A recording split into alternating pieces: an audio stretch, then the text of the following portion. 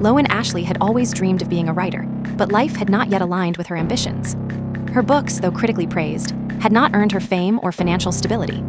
So when an unexpected call came from Verity Crawford, the husband of best-selling author Verity Crawford, she felt a spark of hope and hesitation at the same time. Verity had been severely injured in a car accident, leaving her unable to write. Jeremy needed someone to continue her best-selling series, someone who could follow her notes and complete the story. At first, the offer seemed extraordinary, almost surreal. Lowen weighed the opportunity carefully. She was drawn not only by the potential professional gain, but also by the challenge of stepping into the shoes of a world-renowned author. And so she accepted, traveling to the Crawford estate, a grand but quiet home tucked away from the world. From the moment she entered, the air felt heavy with stillness, and the silence carried an undertone of tension she couldn't yet place. Jeremy greeted her with quiet politeness. He was calm, yet there was a subtle edge in his movements, an awareness shaped by the years he had spent alongside Verity. Lowen was led through the house, absorbing its careful order and the faint unease that lingered in its corners. Finally, she was introduced to Verity herself. She was lying in bed, fragile, silent, incapacitated. Despite her inability to communicate, her presence dominated the room. There was an intensity to her stillness, something Lowen could neither define nor ignore. Her assignment seemed simple: read the notes, follow the outlines, and complete the series. Yet, as she explored the house and her duties, Lowen discovered a hidden folder. Inside was a personal manuscript, a detailed autobiography Verity had written, intended to remain unseen. From the first page, Lowen felt a chill. The words revealed a side of Verity that the world had never known. While publicly adored as a devoted mother and brilliant author, privately, she was complex, calculating, and at times emotionally detached. The manuscript detailed Verity's interactions with her children in a clinical, precise tone, recounting moments that were both ordinary and unsettling. Some passages suggested control, subtle manipulation, and a lack of conventional empathy. Lowen found herself drawn in, compelled to continue reading, even as discomfort and unease grew. She realized that understanding Verity's private thoughts was essential not only for her literary work, but also for navigating the household safely. Jeremy's presence became a subtle backdrop to her reading. He was attentive and protective, but his vigilance was quiet, almost invisible at first. Lowen began to sense the weight of his long-term relationship with Verity, the ways in which her personality had shaped him, the subtle adjustments in his behavior, the careful consideration of every gesture and word. She understood that her role extended beyond writing. She was now an observer in a household defined by history, secrets, and psychological nuance. Days passed in a rhythm that was both monotonous and intense. Mornings were dedicated to reading, afternoons to organizing notes, and evenings to reflection. The manuscript revealed more layers of Verity's private self. Moments of jealousy, emotional detachment, and strategic control over her family. Lowen struggled to distinguish between what was fact, what was perception, and what might be distorted by Verity's inner narrative. Each revelation added complexity to her understanding of the household, Jeremy, and the task at hand. Through it all, a quiet tension grew between Lowen and Jeremy. There was an intimacy, subtle and unspoken, in their interactions. A glance shared across a room, a hand briefly touching an arm. Moments that felt charged with emotion, yet restrained by circumstance. Lowen felt a mixture of attraction, empathy, and caution. Every gesture had weight, every word mattered. She understood that any misstep could affect not only her own position, but also the fragile equilibrium of the household. The manuscript continued to unsettle and intrigue her. Verity's words described incidents with her children in stark, precise detail, sometimes clinical, sometimes dreamlike. Lowen grappled with the contradictions. The public Verity was devoted, loving, admired. The private Verity was calculating, detached, and capable of subtle cruelty. Lowen recognized that she was entering a world of moral ambiguity, where truth and perception intertwined, where every observation carried meaning, and where her own judgments would have consequences. By the end of her first weeks, Lowen had begun to establish a careful rhythm. She wrote, read, observed, and reflected. The house, once merely a workplace, had become a stage for psychological negotiation. Every interaction, every glance, every gesture carried weight. She understood that completing the book series was no longer merely a literary task. It was also a study in human complexity, morality, and restraint. Her work was intertwined with observation, empathy, and ethical awareness. The Crawford estate was alive with history, secrets, and the silent power of Verity's presence. And Lowen knew that the coming weeks would test not only her literary skills, but her emotional and moral judgment. As the days passed, Lowen Ashleigh became more deeply absorbed in the Crawford household. Each morning began with a sense of quiet anticipation, the gentle rustle of papers, the muted creak of the old floors, the soft hum of activity in the background. Jeremy moved through the house with careful precision, attentive to Lowen's presence, his eyes often lingering in ways that suggested thoughtfulness and unspoken emotion. There was a rhythm here, one dictated by years of careful adjustment to Verity's needs, her routines, and the silent authority that still seemed to linger in the corners of the estate.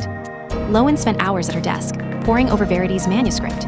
Each page revealed new layers of the author's private mind, a mind that was as brilliant as it was unsettling. There were passages that described her children in ways that were clinical, almost surgical, detailing moments that might otherwise have seemed trivial, but that carried subtle weight. Lowen found herself pausing, reflecting, sometimes unsettled by the depth of detachment in Verity's words. It became clear that Verity had long understood the power of perception, of control, of emotional influence, and that these were tools she wielded with deliberate care. Jeremy's presence was both comforting and disquieting. He was courteous, attentive, protective, but never overbearing. Lowen noticed the way he observed her reactions to the manuscript, how he sometimes shifted, silently offering reassurance without saying a word. His gestures were small but meaningful. A chair pulled closer, a hand lightly brushing against hers when passing a page, a momentary look that conveyed concern. She realized that Jeremy had spent years navigating the intricate currents of Verity's personality, and that his loyalty was intertwined with an unspoken weariness, a vigilance born of living with someone as complex as Verity Crawford. Evenings in the house were quieter, more reflective. Lowen would sit by the window, manuscript in hand, absorbing the words that felt both intimate and unsettling. Verity's thoughts revealed a woman capable of brilliance, care, and maternal devotion, but also a capacity for detachment, calculation, and subtle control. Lowen struggled with the contradictions, attempting to reconcile the public image of Verity with the private one that unfolded in the pages before her. Each revelation left her with a lingering tension, a sense of stepping into territory that was deeply personal and morally ambiguous. The growing connection between Lowen and Jeremy became impossible to ignore. It was subtle, almost invisible, woven into shared moments rather than overt gestures. A smile exchanged over a shared note, a pause in conversation that held more meaning than words could convey, a glance that lingered just a moment too long. Lowen found herself drawn to him, conflicted by professional boundaries, ethical considerations, and the undeniable pull of human connection. She knew that any intimacy, however restrained, was complicated by circumstance, by the presence of Verity, and by the weight of the manuscript's revelations. Lowen's reading of the manuscript revealed unsettling truths about the Crawford family. Verity's words described moments of emotional manipulation, control, and detachment. Incidents that might have appeared ordinary were recounted with precision, revealing the subtle mechanisms through which Verity had shaped her children's behavior and her husband's decisions. Lowen realized that the house itself was a reflection of these dynamics. Every routine, every interaction, every quiet silence was informed by the influence Verity had exerted over her family. One afternoon, Lowen read a passage that chilled her. It detailed an incident involving Verity's children, written in a tone so detached, so clinical that it seemed almost incomprehensible. Yet in its clarity, there was purpose. Lowen understood that these words were more than a confession. They were a map of control, a blueprint of the household's emotional landscape. She reflected on her own place within it, recognizing the subtle responsibility she now carried. Completing the series was not merely about writing. It was about navigating the complex moral and psychological terrain that Verity had left behind. Despite the unease, Lowen continued to work. She organized notes, drafted chapters, and occasionally discussed the series with Jeremy. Their conversations were professional, yet tinged with shared understanding. Jeremy's input was careful, thoughtful, and measured, reflecting both his knowledge of Verity's intentions and his own emotional investment. Lowen sensed that he was not only protecting Verity's legacy, but also trying to protect her from the weight of the revelations, shielding her from the full force of the household's history. Through these weeks, Lowen became increasingly aware of the Crawford household as a place of psychological tension. The silence of the rooms, the stillness of Verity in her bed, the careful routines, all reflected the long-term influence of a woman who had understood the power of control and perception. Lowen realized that she was no longer an outsider, observing a family from a distance. She was embedded in the household, participating in the delicate equilibrium that had been shaped over years. And every decision she made carried significance. By the end of this period, Lowen had settled into a rhythm of observation, writing, and careful reflection. The manuscript's revelations continued to shape her perception of Jeremy, Verity, and the children. She understood that completing the book series was inseparable from understanding the emotional and psychological currents within the estate. Each day was a study in restraint, empathy, and careful judgment. The task had become more than professional. It was a lesson in human complexity, morality, and the subtle power of perception. As the weeks went on, Lowen Ashleigh found herself deeply entangled in the world Verity Crawford had created, not just in her writing, but in the very fabric of the household. Each page of the manuscript she uncovered pulled her further into the intimate, sometimes unsettling mind of the author. Verity's words were precise, deliberate, and revealing. They recounted moments with her children that were meticulous in detail, showing a level of control and emotional calculation that Lowen had not anticipated. The manuscript was no longer just a guide for completing a series.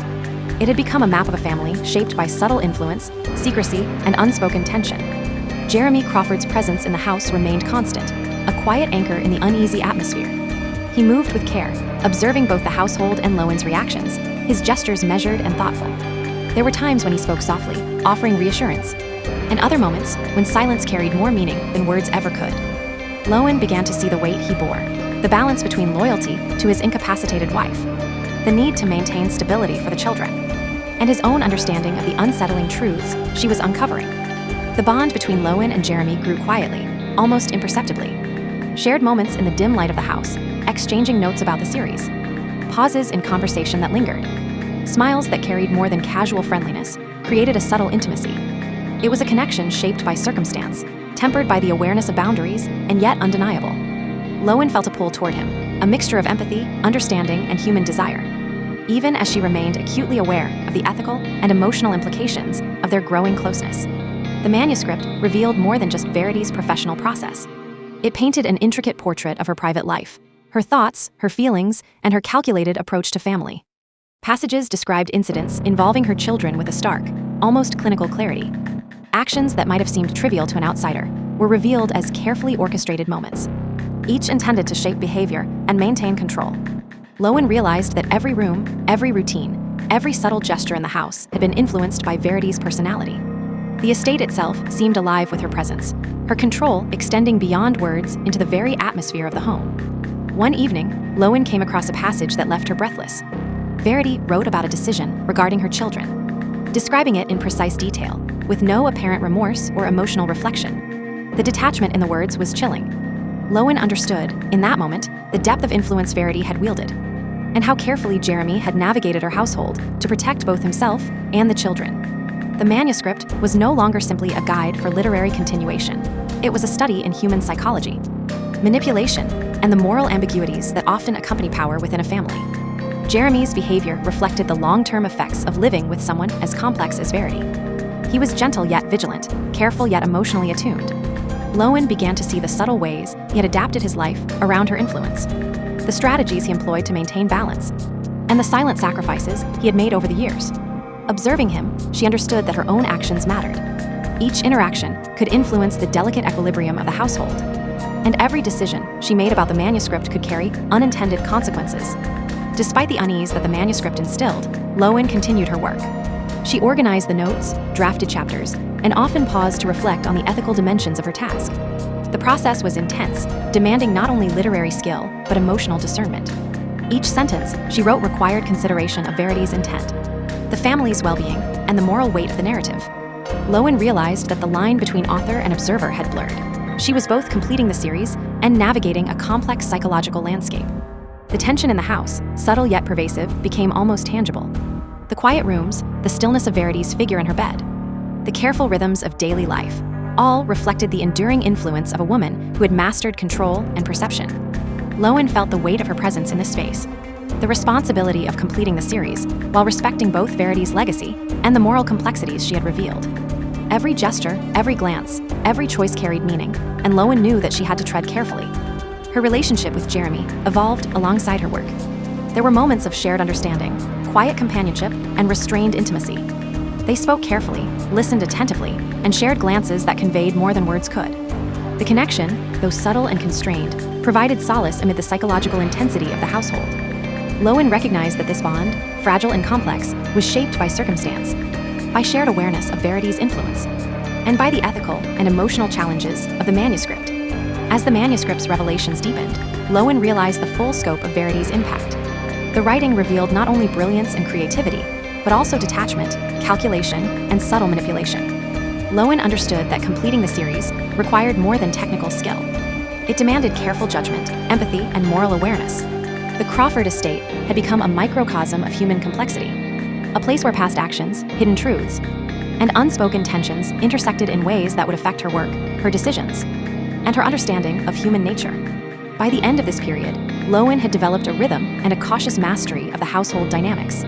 The manuscript had transformed from a simple professional task into an intricate study of morality, perception, and psychological influence. She was no longer just a writer. She had become a participant in the Crawford world, navigating the subtle tensions, observing behavior, and reflecting on ethical dilemmas.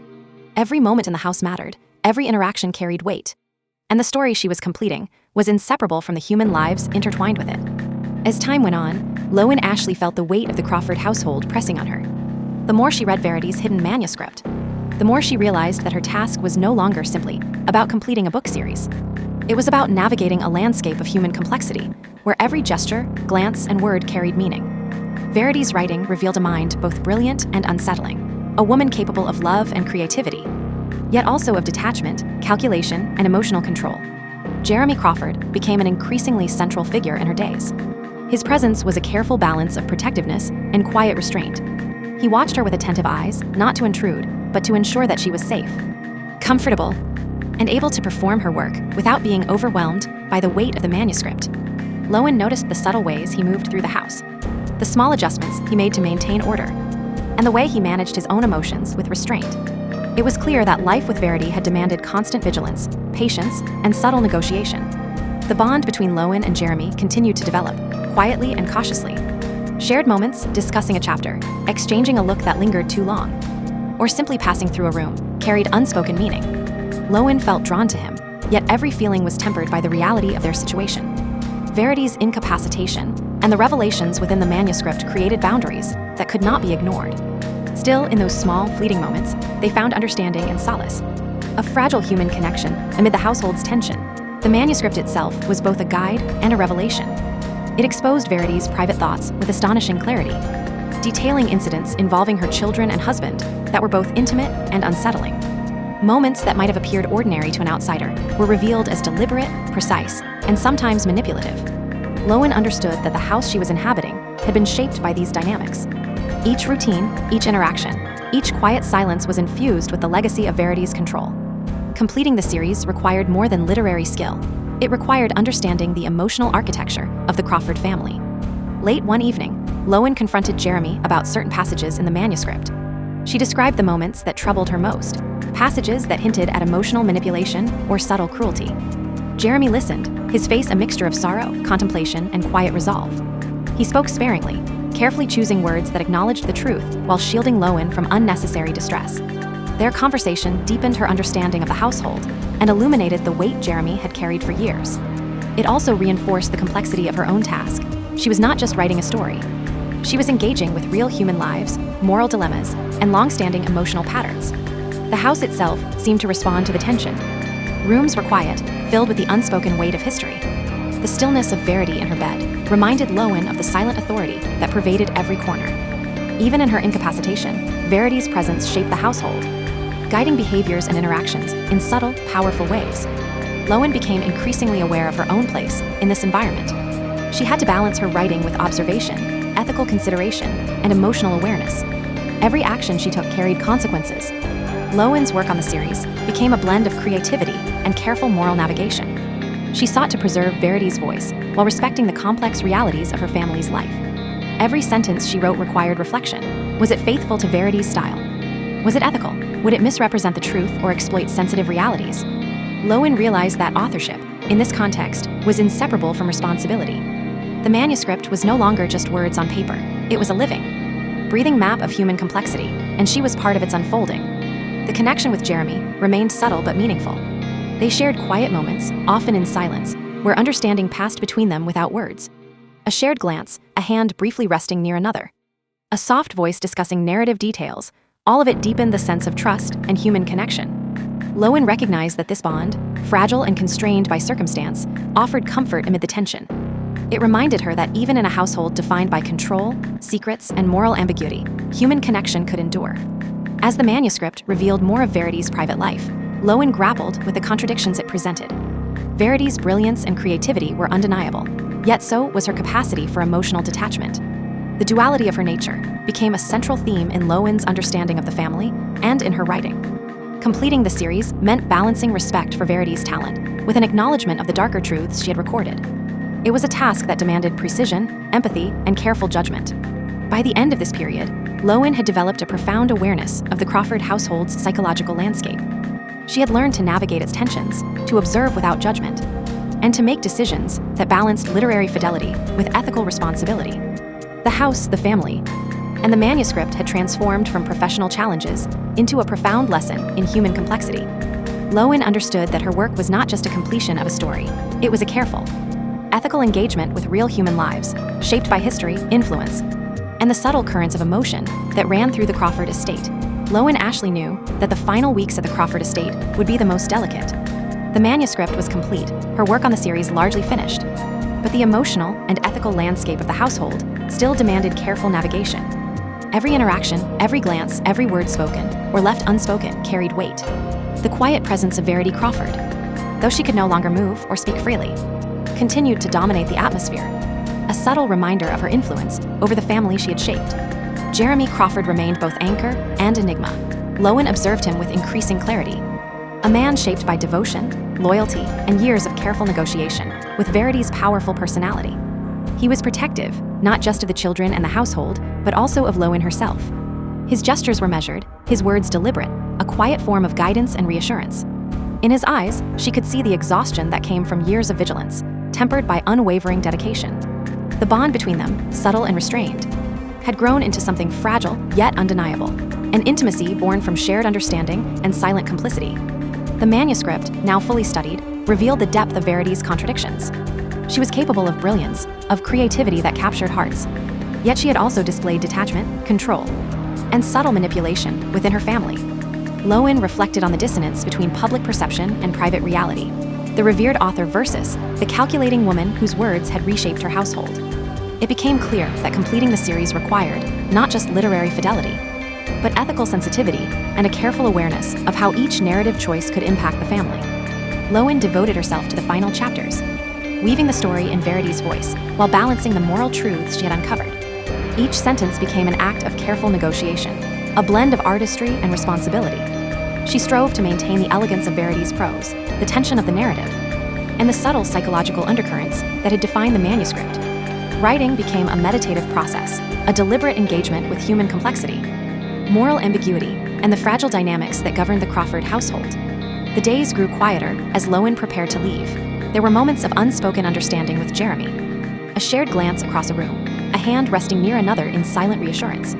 Conversations that lingered on the edge of intimacy, but remained respectful of circumstance. Lowen understood that this connection, though constrained, had provided stability, comfort, and a human connection amidst the tension and moral complexity she had navigated.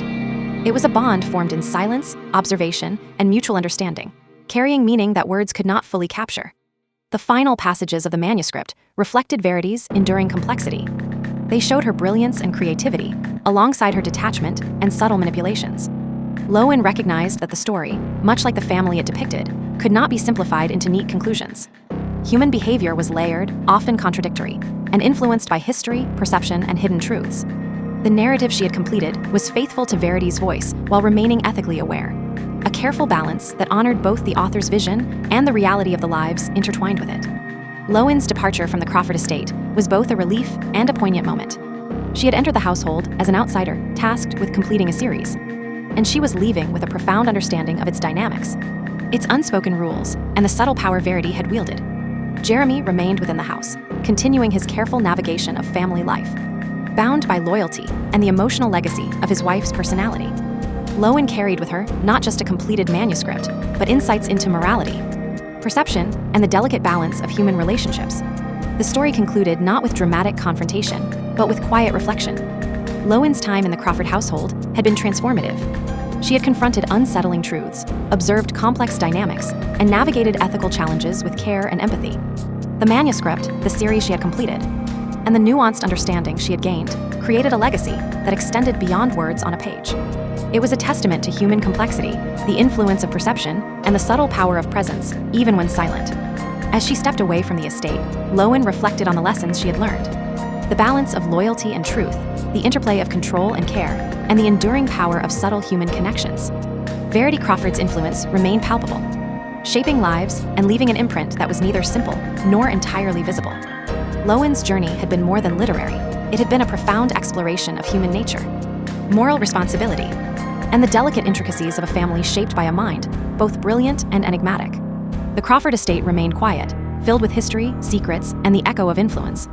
Jeremy continued to live within its walls, carrying the weight of responsibility and the quiet understanding of the woman who had shaped his life. Lowen's story, though concluded in terms of authorship, left behind a reflection of human complexity, a testament to subtle power, and a careful meditation on morality and perception. She had entered as a writer, but she left with insight, empathy, and an understanding that would endure long after the manuscript was published. And so, the story of Verity Crawford, as revealed through her words and Lowen's careful continuation, came to a close.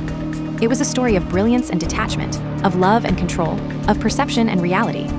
It was a story that asked difficult questions, illuminated human complexity, and lingered in the spaces between words, glances, and the quiet presence of those whose lives were forever shaped by her influence.